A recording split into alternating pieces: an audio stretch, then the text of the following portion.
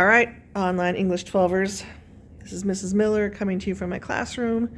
This is my plot summary that I'm doing for Hamlet. By the end of last week, you should have finished reading Act 1, and this is just a couple of the highlights in my beautiful artwork that I do. Ha ha ha, it's terrible. Okay, this is called a rising action plot summary, so it goes all the way up to the climax, and then I'll have the resolution at the end. So, the play starts off with the conflict of the ghost. The ghost of the former king has been cruising around at night. The guardsman has seen him 3 times at the witching hour, and they're not sure why he's appearing. They think it might be a warning about Fortinbras, who is a young buck whose father lost everything to Hamlet Sr., like his land and a bunch of treasures, and he wants it back. So he's been kind of a thorn in their side at their border. All right, and then Hamlet, the main character, he is a college kid, so not too much older than you. He's in a very dark place because his father, the king, died 2 months ago. So when the play opens, his dad's been dead 2 months. He was very close with his dad, and he's mourning. The other thing he's sad about is that his mom, Gertrude, married his uncle, Claudius, a month after the dad died. So, just like Hamlet, we have to assume they were sleeping together a ways before that, having an affair. And so Hamlet's disgusted. He's disgusted with his mom. He doesn't like Claudius. And he's sad that his dad's dead. Then his friends tell him that, hey, your dad's ghost is hanging out. So Hamlet goes and meets up with the ghost, which tells him, I was murdered by my brother. I did not die from a snake bite like everybody thinks. My brother put poison in my ear, and he killed me. So you need to avenge my death. Meanwhile, Ophelia, who is Polonius's daughter, has been having a romance with Hamlet, and her brother and her dad both tell her, don't sleep with Hamlet, whatever you do, because he's just a player. He's saying he loves you for one thing, and he's in a royal family, so he probably won't even be able to marry you. So Hamlet doesn't even know that yet, that Ophelia's been told you can't see this boy anymore. She's kind of sad about it. For symbols, so far I just have the ghost, which could symbolize betrayal, but you could also put a crown or a throne, because that could symbolize, the lust for power that Claudius had, if he really did kill his brother. Okay, that's the shortest summary I could give of Act 1. So I'm hoping this week you read Acts 2 and 3. At least that's what I'm going to try for in my classroom. So I'll just tell you what's going to happen.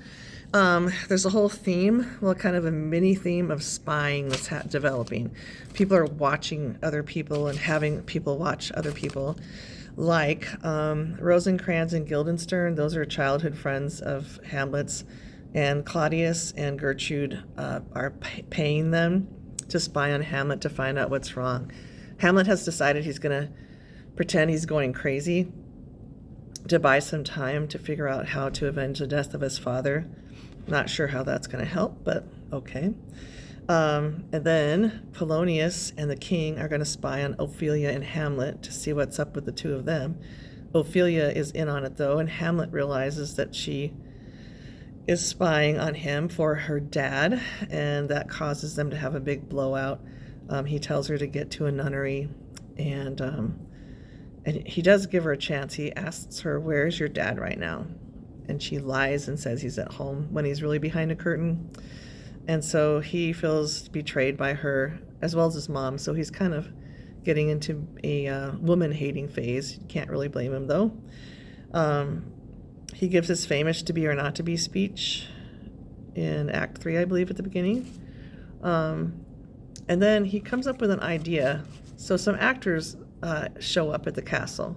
So in the Renaissance time period, there's no Netflix or places to go for entertainment. And a lot of times actors and musicians and poets would travel around and entertain people. So a troupe of actors show up, and he knows these guys. In fact, Hamlet, surprise, really loves plays. And so he gushes all over the actors. He hasn't seen them for a while, and comes up with this idea of how to test the claim that the ghost made. Because he's afraid that maybe the ghost is a demon trying to get him to murder Claudius, and then he'd go to hell.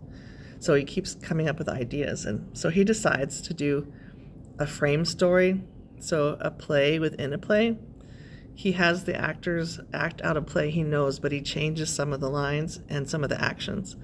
And he makes them act out on stage what the ghost said happened to him in front of Claudius.